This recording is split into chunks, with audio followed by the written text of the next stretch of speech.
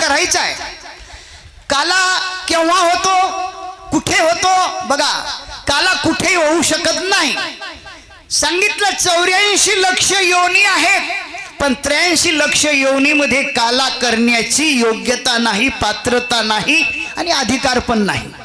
पशु काय पाप पुण्य सांगितलं, फक्त एकच योनी अशी आहे, त्या योनीमध्ये देव पाहता येतो, देवासंग बोलता येतं, देव होता येतं आणि देवाच्या स्वरूपामध्ये एकरूप सुद्धा होता येते। म्हणून तुम्ही आम्ही आलो कशा करता? देव पाहण्यासाठी आलो, देव घेण्यासाठी आलो, देव होण्यासाठी आलो। मग आता संसारात बसून देव पाहता येईल का? संसारात बसलं तर संसारच दिसेल ना। आता बघा, शास्त्राचा सिद्धांत आहे अमृत अनुभवामध्ये सुंदर की अनादि नाथ महाराजांची ओवी आहे, अनादि मालेच्या ठाई, अनादि संसार मालेच्या ठाई विसा सेविले पाही। वा वा, टाळी वाजवा एकदा यांच्याकरता। हे बघा, नाथ महाराजांची ही ओवी अतिशय महत्वाची आहे। माऊली म्हणतात, विषय विषयाचा परिपाडू, गोड परमार्थ लागे कडू, कडू विषय तो गोडू जीवासी झाला। झडझडोनी वहिला निग, ये भक्तीची या वाटे लाग, तेने पावसी अव्यंग निजधाम माझे। अरे माझ्या धामाला तुला यायचंय ना, मग माझ्याजवळ येऊन बस ना।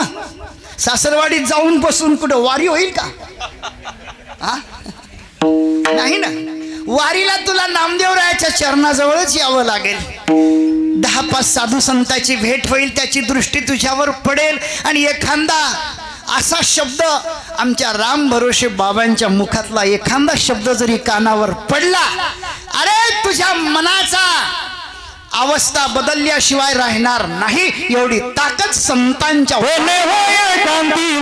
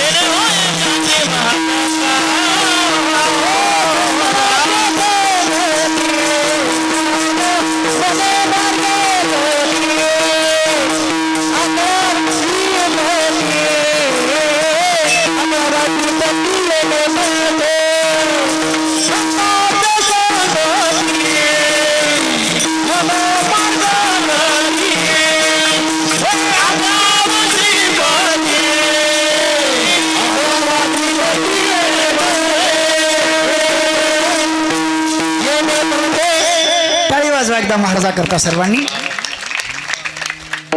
तेने होय शांती महत पापा, म्हणून जो ज्याचा सहवास नेहमी ज्याला आहे का ते डोळ्यामध्ये असते।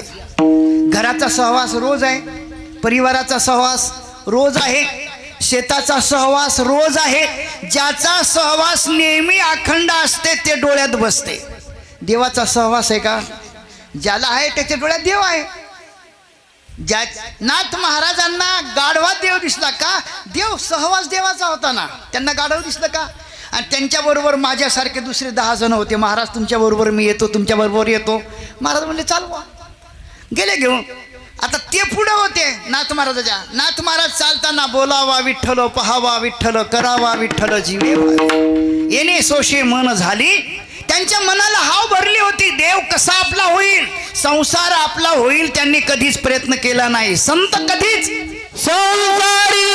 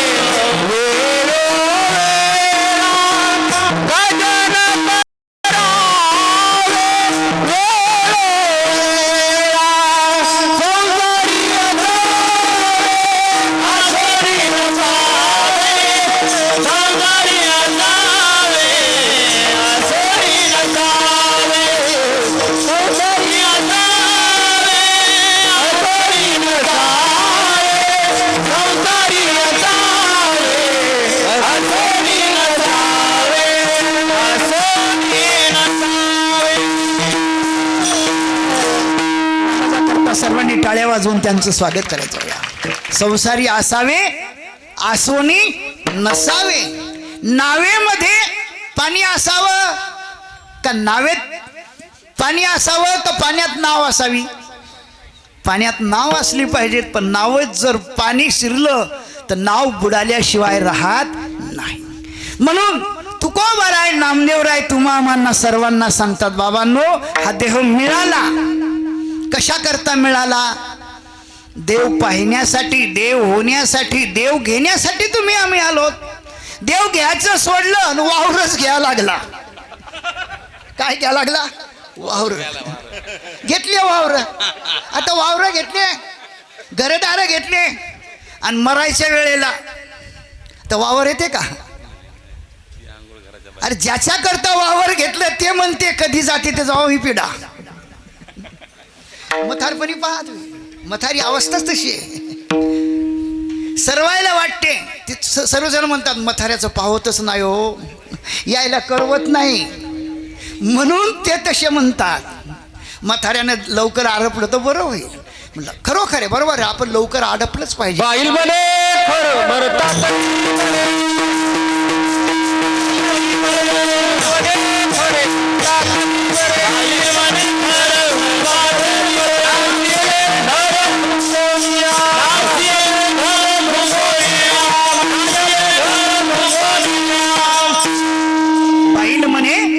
मरता तरी बरे, नासियले घर तुमकोनी. लक्षात ठेवा, मथारपणी अवस्था पहा. मर मर करून कोटीचा बंगला बनवला, पण मग मथारा कुठं. कोठ्यात. का तर म्हणले गाईचा श्वास लागला का मथाऱ्याला बरं वाटते. आता नवीनच निघले बघा. कोठ्यात ठेवलं का म्हटले गाईच्या श्वासानं मथाऱ्याला जरा बरं वाटायला लागलं. सर्व काय आहे. साधू संतांनी तुम्हा आम्हाला सांगितलं, अरे बाबा लक्षात हो, सावध हो. ताबडतोब झडझडोनी वहिलांनी गय्ये भक्तीची वाटे लागतेने पावसी अव्यंग निजधाम माझे. नको नको मना गुंतू माया, काळ आला जवळी ग्रासावया. काळाची उडी पडेल बा जेव्हा सोडविना तेव्हा माय बाप. मग तेव्हा कोण सोडवते हो, तेव्हा कोण सोडवते. तुम्ही केलेली भक्ती, तुम्ही केलेलं नामस्मरण हे तुम्हाला बेडर बनवते. अरे काळ तू काय येतं, माझी तयारी आहे, आमची तयारी झालेली आहे. अरे तुझी वाट पाहायला लागलो. पण तो म्हणते नाही, हे जरा गिराईक खटाळच आहे, हे गिराईक देवाचं आहे, याच्याकडे आपण जा तर देव आपल्यावर नाराज झाल्याशिवाय राहणार नाही. नोकर कामं करतात पण मालकाचं मनोरथ सांभाळून करतात ना. मालकाच्या मनाच्या विरोधात नोकर काम करते का. तसा यम हा सांगितलं, तुमच्या आमच्यावर यमाची सत्ता आहे, पण यमावर देवाची सत्ता आहे आणि देवावर संतांची सत्ता आहे. लक्षात ठेवा, देवावर सुद्धा संतांची सत्ता आहे. संतांच्या सत्तेत राबतो त्याला देव म्हणतात, काळाच्या सत्तेत राबतात त्याला जीव म्हणतात. म्हणून जीव शिवाचा काला करायचा आहे. काला करण्यासाठी संसारात बसून तुमचा काला होणार नाही. घरात बसा. सांगितलं घर एक मंदिर आहे, घराला मंदिर बनवा. घरामध्ये बसा, ठाईच बैसोनी करा एक चित्त आवडे अनंत आवड आळवावा. देवाचं नामस्मरण करा. लक्षात ठेवा, काहीतरी पुण्याही लागते. चांगल्या कुळात जर जन्माला आला ना, त्याला लहानपणापासून नामाचा झरा मिळल्या जाते, नामाचा सहवास मिळतो. कारण सांगितलं की बाबांनो, काहीतरी पुण्य असते, बहुत सुकृताची जोडी म्हणून विठ्ठली आवडी. चांगल्या कुळात जन्म मिळणं हे सुद्धा आपल्या पुण्याचं लक्षण आहे. नामधारकाच्या कुळात जन्म मिळणं हेही पुण्याचं लक्षण आहे. नामदेवराय म्हणतात की पंढरीची वारी जयाची कुळी, त्याची पाय धुळी लागो.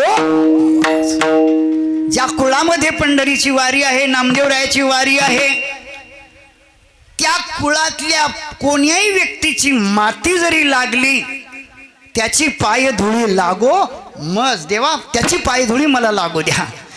धनावाल्याची नको, विषयावाल्याची नको, पण नामधारकाची. नामधारकाचीच का, त्याचं कारण आहे नामधारकाची संगती माणसाला ऊर्ध्वगती देते आणि अधर्मावाल्याची संगती माणसाला अधोगतीला नेल्याशिवाय राहत नाही. पाहते पांडव अखंड वनवासी.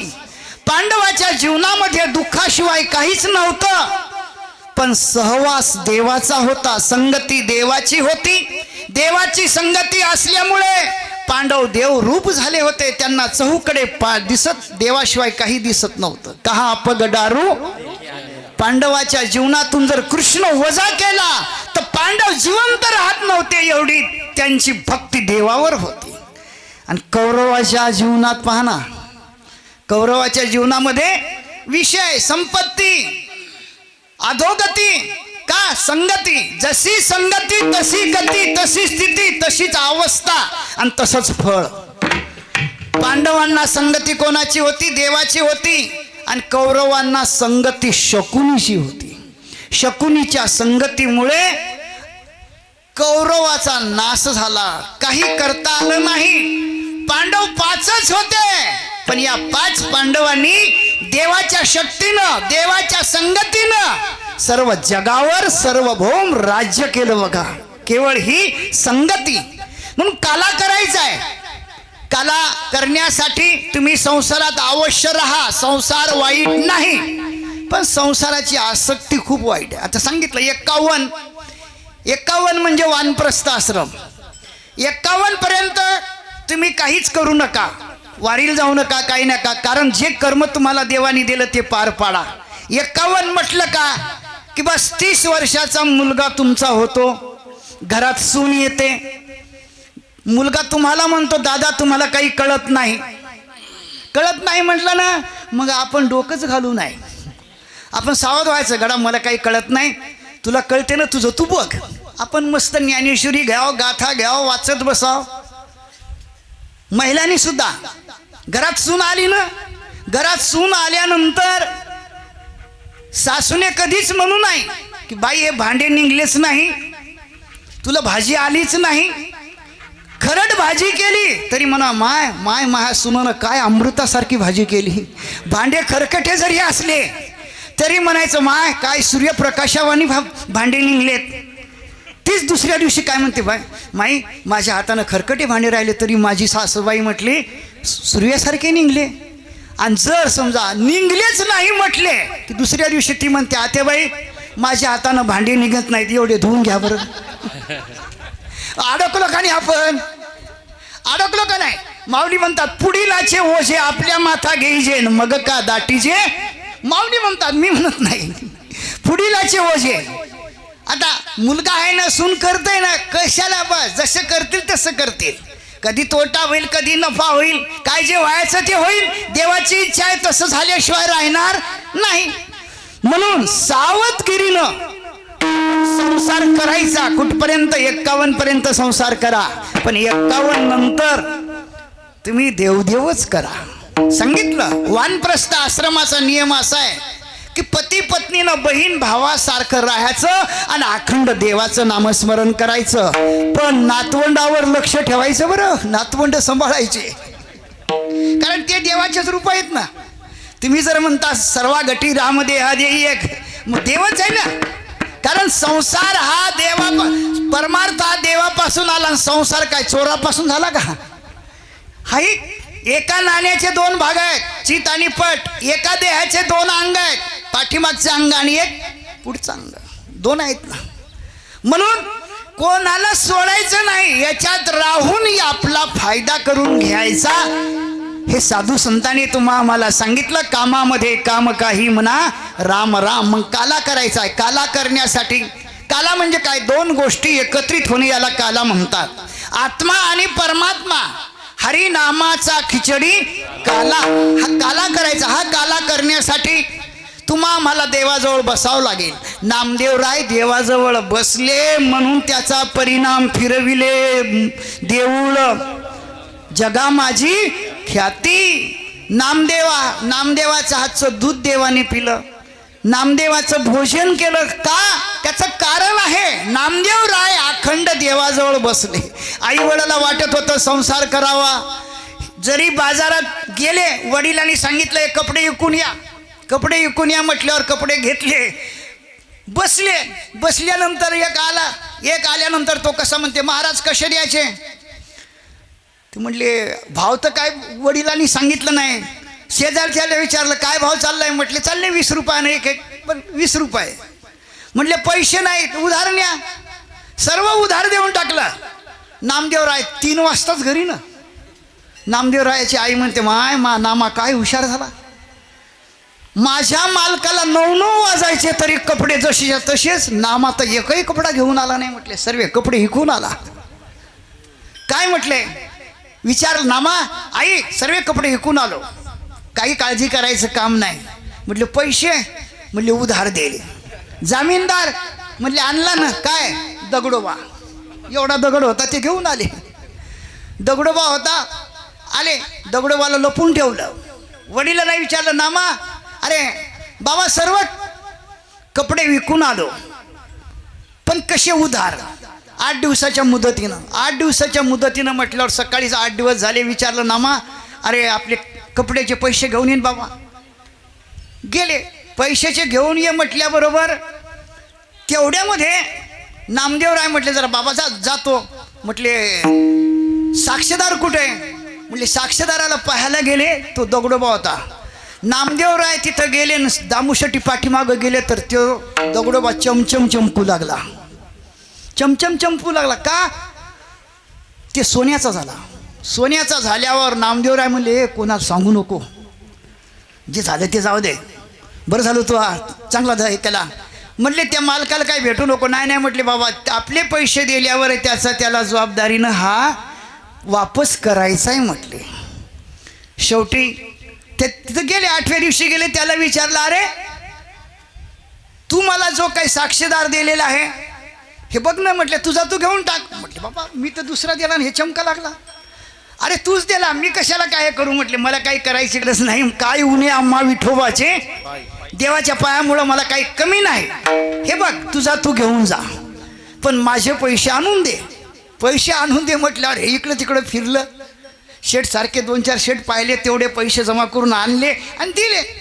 नामदेवराव पैसे घेऊन घरी आले ना. हा घरी गेला आणि पेटीत ठेवला. पत्नीला म्हणते आता काय? म्हटले तू वागशील एवढं सोनं घेऊन आलो म्हणे, एवढे अलंकार तुझ्या अंगावर घालायचे. म्हटले असं काय बोलता? अगं म्हटले सोन्याचा आणला एवढा मोठा. म्हटले एवढा मोठा आणल्या म्हणल्यावर पाहायला गेली. पाहते तर ते जसंच्या तसंच झालं परत. कारण भक्ताला फसवायला गेला, शेवटी देव त्याला फसवतो. कारण भक्ताला व्यवहार कळत नाही, पण देवाला व्यवहार कळतो ना. तुकोबारायाच्या मिरच्या विकल्या. तुकोबारायाच्या मिरच्याचा पैसा वसूल करण्यासाठी तुकोबाराय गेले, खोपोलीला गेले. आमचे मंगेश महाराज होते खोपोलीला.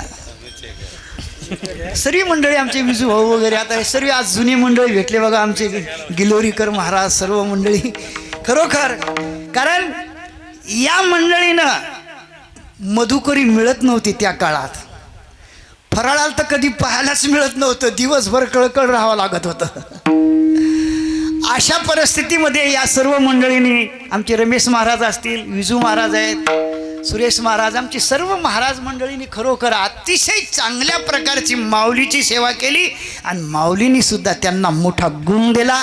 आज त्यांच्या गुणामध्ये चौकडे त्यांची कीर्ती आहे, वंशाची कीर्ती, सर्व कीर्ती त्यांची. म्हणून दगडोबा काय तर साधूला फसवू नका. साधू कधीच फसत नाही आणि देवही त्याला फसू देत नाही. म्हणून मला सांगायचं, नामदेवरायांनी आपला काला केला कशाच्या माध्यमातून? संगती देवाची केली. नामदेवराय म्हणतात तुझी ये संगती झाली आमची, संगती तुझी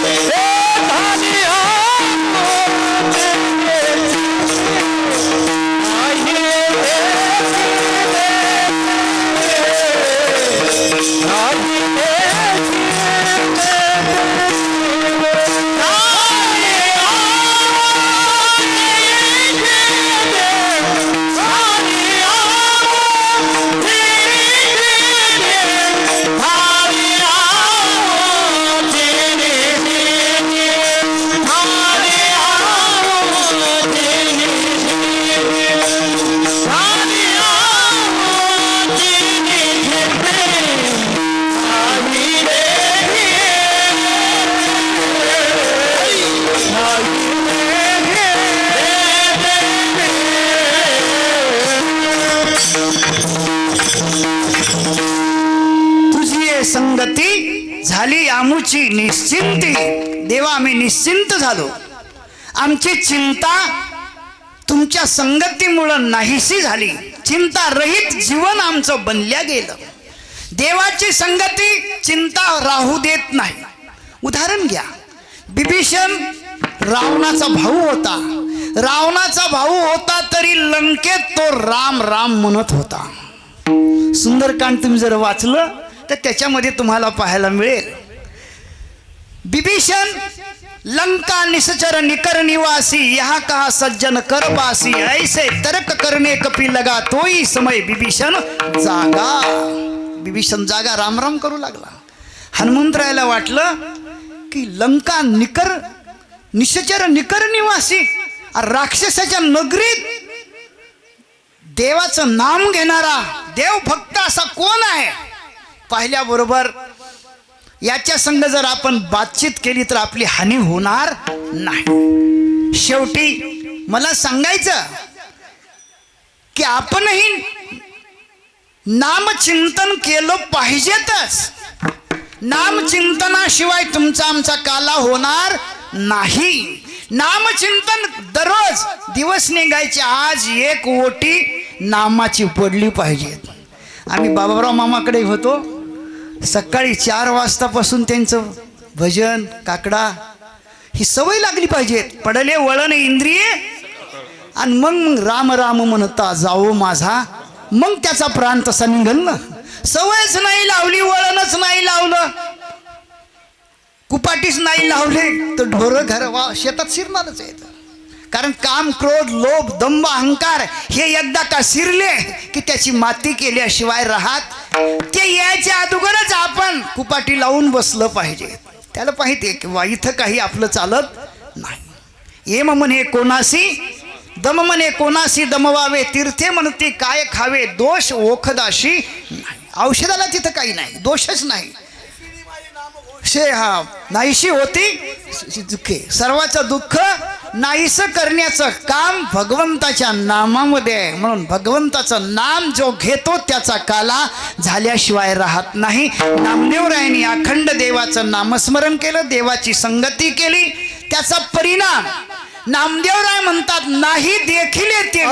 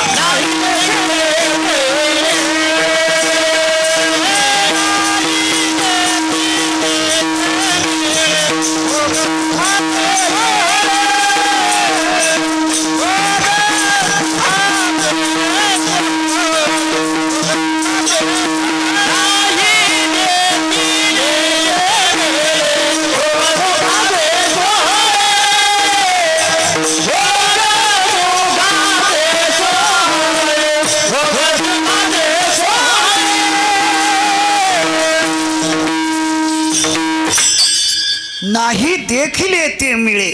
जे कधीच पाहिलं नाही ते पाहायला मिळालं. कसं मिळालं?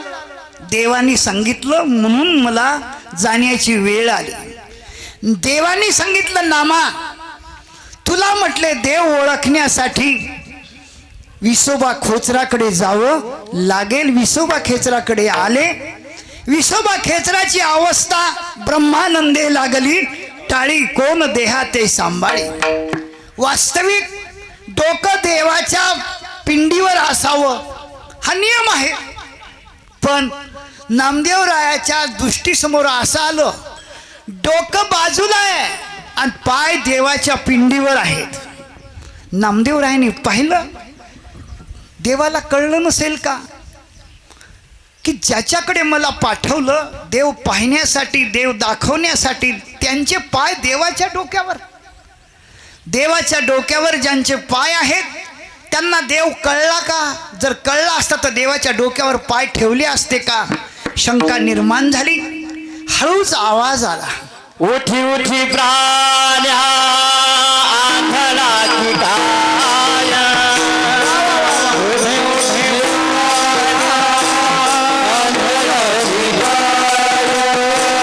उठी उठी प्राण्या आंधळाची काया. उठी उठी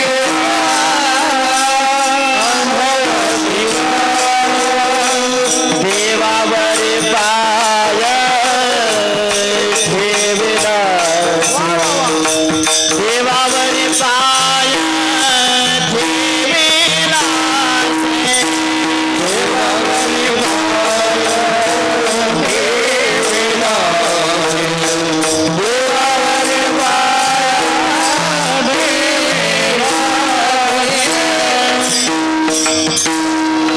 सर्वांनी टाळ्या वाजवायला असवा. टाळ्या वाजवून सुरेश महाराजांचं स्वागत. खरोखर उठी उठी प्राण्या आंधळाची काय. आंधळाची काय देवावरी पाय ठेवीत असे. अरे तू काय आंधळा आहे का? तुला दिसत नाही का? नामदेवरायाच्या मुखातले शब्द बाहेर पडले. बाहेर पडल्याबरोबर विसोबा खेचर हळूच म्हटले नामा मलाही कळते माझे पाय देवाच्या डोक्यावर आहेत हे खाली उतरवायचे पण माझ्या पायात आता शक्ती नाही. जिथं देवाचं डोकं नसेल तिथं पाय माझे ठेव. माझे पाय ठेव म्हटल्याबरोबर नामदेवराने राग राग पाय उसवले बाजूला ठेवायला. जते जते ठेवी पाय जते जते महादेव. जते जते महादेव. जते जते महादेव. जते जते महादेव. जते जते महादेव. जते जते महादेव.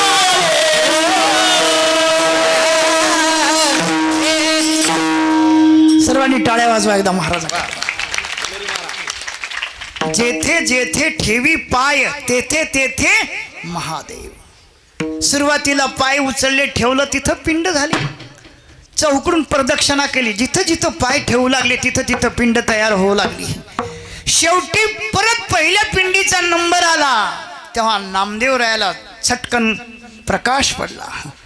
जे पाय मी खाली ठेवायची माझी इच्छा आहे पण देवाची इच्छा अखंड डोक्यावर पाय ठेवण्याची आहे. हे पाय किती पवित्र असले पाहिजेत. नामदेवरायाने त्याच पायावर आपलं डोकं ठेवलं. अश्रुधारा लागल्या. प्रश्न केला महाराज काही करा पण जशी तुमची अवस्था ही झाली ना माझी अवस्था अशी बनली पाहिजेत. मी काय करू? सांगितलं नामा दुसरं काहीच करायची गरज नाही. तू ज्याच्या सानिध्यात हे ना त्याचं अखंड नामस्मरण कर. कुठं कर? अरे ते कुठे नाही. नामदेवराय देवन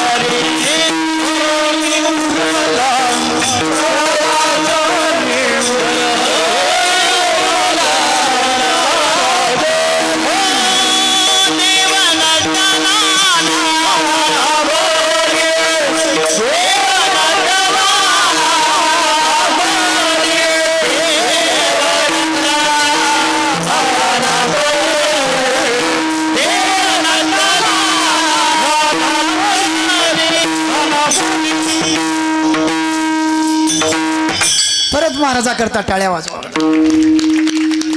टाळ्या का वाजवायच्या त्याचं कारण आहे, जो टाळी वाजवतो देव त्याचा हात धरतो, आणि जो टाळी वाजवत नाही ना देव त्याचा हात सोडून देतो. टाळी वाजवावी, गुढी उभारावी, वाटही चालावी. आपल्या जीवनाची गुढी जर तुम्हाला देवाकडे उभारायची असेल, आम्ही म्हणतो बाकीच्या गुढ्या उभारल्यापेक्षा हाच देह देवापुढे नेऊन उभा करा, ही खरी गुढी आहे. विठ्ठल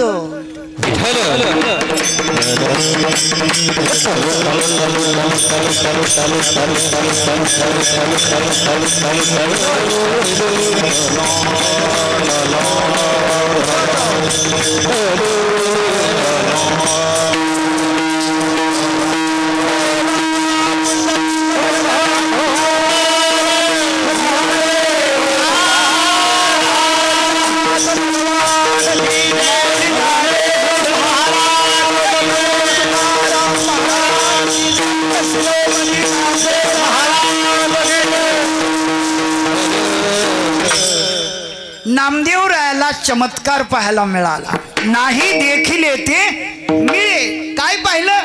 विसोबा खेचरांनी सांगितलं, ज्या ठिकाणी देव नसेल तिथं माझा पाय ठेव. चहूकडे देव दिसला. देव म्हणता म्हणता सिनले माझे मन, तूर्ण आणि पाषाण जेथे तेथे. नामदेवराय म्हणते, मी चौकडे फिरलो पण मला देव दावी ऐसा कोण भेटे गुरु, त्याचे उपकारू माझे माथा. देव दाखवणारा मला गुरु मिळाला. विसोबा खेचरांनी अनुभव दिला. पाहिलं काय पाहिलं? नाही देखील येते मिळे. काय मिळालं? भोग सुखाचे सोहळे. प्रत्येक ठिकाणी पिंड तयार होऊ लागली. हा सुखाचा भोग नामदेवरायांनी पाहिला आणि मनामध्ये परिवर्तन झालं. त्यांच्या पायावर डोकं ठेवलं, डोकं ठेवून अश्रू धरू लागले. महाराज काही करा पण तुमच्यासारखी अवस्था माझी झाली पाहिजे. परमार्थ कशा करताय? व्यवस्थेसाठी एका अवस्थेसाठी? कुंभमेळा बघा होता. काही लोक म्हणू लागले, आमच्या साधू लोकाला विचारू लागले, का हो कुंभमेळ्यात व्यवस्था कशाला पाहिजेत? म्हणजे साधू लोकाला तर काही गरज नाही, कारण साधू अवस्थेचा भोगता आहे आणि जीव हा व्यवस्थेचा भोगता आहे. जीवाला व्यवस्था लागते. तुमच्यासारखे लोक येतात म्हणून मोठ्या मोठ्या महापुरुषाला आखाडा टाकावा लागतो, तुमची सर्वांची सोय व्हावी म्हणून. कारण काय, सर्व आखाडे कोणी येऊ, माझा परमात्मा माझ्याकडे येतो म्हणून सर्व साधू प्रत्येकामध्ये ईश्वराचं स्वरूप पाहतो. पडलं तर साधू स्वतः तुमचे ताटं उचलून घेऊन धुवून ठेवतो. का? तुम्ही आले म्हणजे, भक्त आले म्हणजे देव आले. भक्ताच्या सहवासाने देव खुशी होतो आणि भक्ताच्या सहवासाने संत सुद्धा काय होतात? सुखी होत असतात. म्हणून भक्त नामदेवराय, भक्त मालिकेमध्ये नामदेवराय शिरोमणी आहेत आणि नामदेवरायाची भक्ती मुकुटमणी बली. म्हणून नरसी नामदेव हे काय आहे? नामदेवरायांची जन्मभूमी आहे.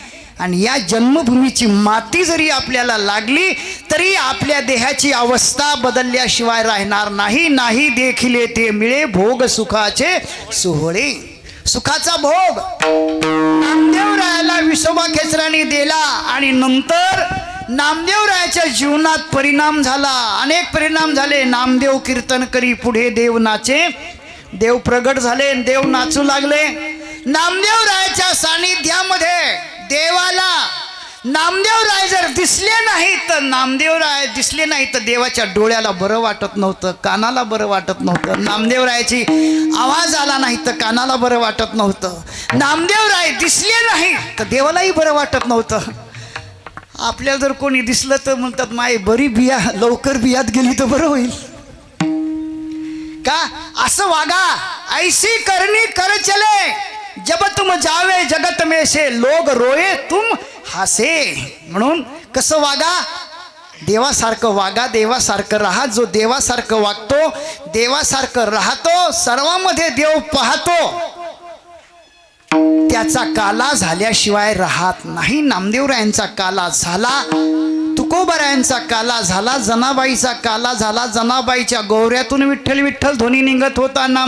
तुकोबरायांच्या पावलातून विठ्ठल विठ्ठल नामाचा नामदेवरायाच्या रोमातून विठ्ठल नामाचा ध्वनी निघत होता. चोखोबाराय मेले तरी त्यांच्या अस्थितून विठ्ठल नामाचा ध्वनी निघत होता. खऱ्या अर्थानं खरा हा काला आहे, यालाच काला म्हणायचं. या देहाचा रोम रोम देव स्वरूप बनवणं. गोपिका अशा झाल्या होत्या. कहा पग डारू देखे देखे तो सब वैने घेरा. देवाने आम्हाला घेरलं पाहिजेत आणि आपणही देवाला घेरलं पाहिजेत, तेव्हा काला झाल्याशिवाय राहत नाही. नामदेवरायांनी आपला काला केला आणि जगाचाही काला करण्याचा विडा त्याने. नामदेव कीर्तन करी पुढे देव नाचे पांडुरंग. म्हणून नामदेवरायाच्या कीर्तनात देव नाचत होते, नामदेवाच्या संगतीमध्ये देव राहत होते. आपणही असं बना.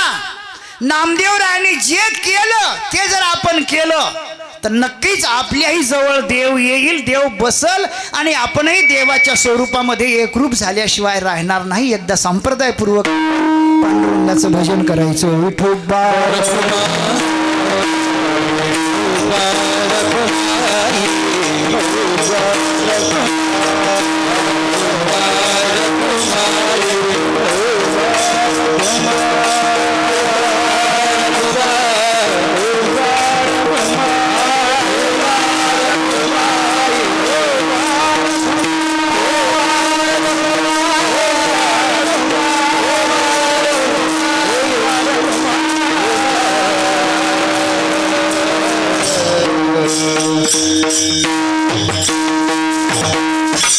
नामदेवरायांनी आपलं जीवन देवमय बनवलं. आम्ही बिघडलो तुम्ही बिघडाना, आम्ही देव झालो तुम्ही देव व्हाना. नामदेवरायांनी पंजाबमध्ये जाऊन गुमांग या क्षेत्रामध्ये विहिरीला पाणी आणलं. विहिरीचं पाणी वर आलं नाही देखील येते. नामदेवरायाला वाटलं, ज्ञानोबरायाला असं वाटलं आम्हाला जे जमलं नाही ते नामदेवा तुम्ही केलं हो. कारण सांगितलं स्वतः जेवण्यामध्ये सुख नाही, दुसऱ्याला जेवू घालण्यामध्ये सुख आहे. अनेक पक्षी तरसत होते, पाण्या वाचून तरमळत होते, अनेक जीव पाणी पाणी करत होते. ज्ञानोबराय योगाच्या मार्गाने विहिरीत गेले, पाणी पिऊन आले. चारी भावंड योगी होते, चारी भावंड पाणी पिऊन आले. पण नामदेवराय म्हणू लागले नाही, मला तुमच्या मार्गाने जायचं नाही, मला माझ्या भक्ती मार्गाने जायचं. भक्ती मार्गाने जाण्याचा त्यांनी निश्चय केला आणि देवाचा धावा केला. देवाचा धावा केल्याबरोबर विहिरीतलं पाणी नामदेवरायाच्या जवळ पुढं आलं. योग्याला पाण्याजवळ जावं लागलं, पण भक्ताला पाणी भक्ताच्या जवळ आलं. नाही देखील येते मिळे भोग सुखाचे सोहळे. अनेक असे सुखाचे सोहळे नामदेवरायांनी आपल्या जीवनामध्ये पाहिले. म्हणून तुकोबाराय तुम्हा आम्हाला सांगतात की बाबांनो, देवाची संगती करा. देवाची संगती केला तर तुमचा काला झाल्याशिवाय राहणार नाही. म्हणून काला म्हणजे काय आहे? वैकुंठी तो ऐसे नाही कवळ काही काल्याचे. म्हणून काला, काला म्हणजे काय? जन्माला आला म्हणून काला आहे. जन्माला आलो नसतो तर काला करायची गरज नसते. म्हणून नामदेवरायांनी काला केलेला आहे आणि साधू संतांनी काला केला. जीव आणि देव दोघांचं ऐक्य करून घेतलं. आत्मा आणि परमात्मा दोघांचं ऐक्य करून घेण्याचं काम भक्तीच्या मार्गातून होते. भक्ती ही देवाचा जीवाचं काय तर काला केल्याशिवाय राहत नाही. म्हणून काला करण्यासाठी तुम्हाला देवालाच पाहावं लागेल. देव पाहिल्याशिवाय काला होत नाही. का? भुलावं लागतं ना. भुलल्याशिवाय काला होते का? संसारातून इकडे यावं लागतं, कारण संसाराला सोडावं लागतं, संसाराला भुलावं लागतं आणि देवाकडे यावं लागतं.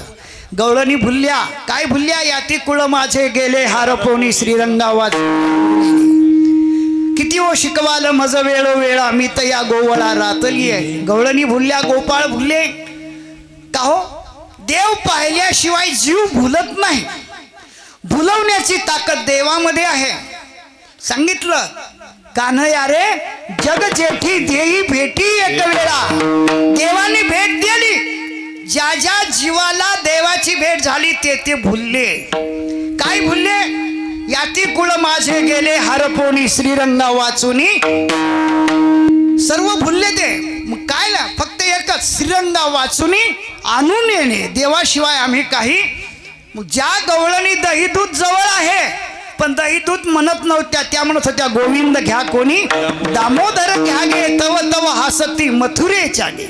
म्हणून अशा पद्धतीनं भगवान परमात्म्याने अनेक प्रकारच्या लीला केल्या, खोड्या केल्यानंतर घराणे येऊ लागले. घराणे येऊ लागल्यानंतर यशोदाला गवळणी सांगू लागल्या, यशोदा कृष्णाला सांगावे गोकुळी राहावे ना जावे, तुझा तुला कान्हा गोड वाटे, याच्या खोडी सांगता मही सिंधू आटे. शेवटी यशोदाला असं वाटू लागलं की आपला मुलगा खूप खोडकर आहे, काय करावं. कृष्णाला म्हणू लागली, कृष्णा का खोड्या करतोस. तो कृष्ण म्हणतो, आई मी कशाला खोड्या करू, ह्याच माझ्यावर आळी घेतात, मी खोडी करत नाही. पण शेवटी यशोदाला असं वाटलं ज्या अर्थी घराणे भरपूर यायला लागले त्या अर्थी याच्या खोड्या चालू आहेत.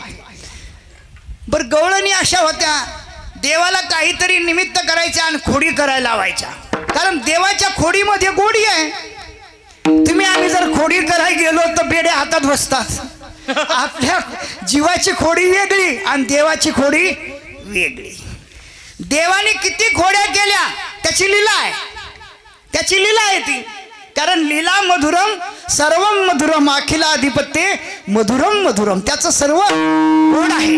गोड तुझे रूप गोड तुझे नाम, देही मज प्रेम सर्व.